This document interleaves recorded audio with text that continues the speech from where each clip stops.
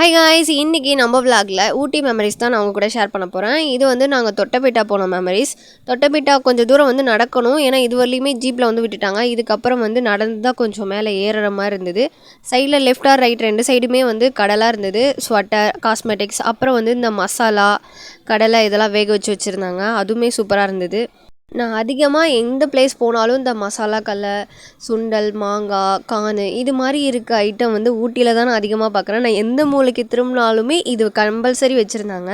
அப்புறம் கொஞ்சம் தூரம் நடந்துட்டு எப்படி சும்மா நடந்து போகிறது, சாப்பிட்டுட்டே நடந்து போகலான்னு தான் சொன்னாங்க. ஸோ அவங்களுக்காக வந்துட்டு மசாலா கல்லன் சம்திங் நினைக்கிறேன், ஏதோ ஒன்று வாங்கினோம். நான் கூட அதிகமாக சாப்பிடல, அவங்க தான் சாப்பிட்டுட்டே வந்தாங்க. ஏன்னா இந்த மாதிரி ஐட்டம் எனக்கு பிடிக்கிறத விட அவங்களுக்கு ரொம்ப ரொம்ப பிடிக்கும்.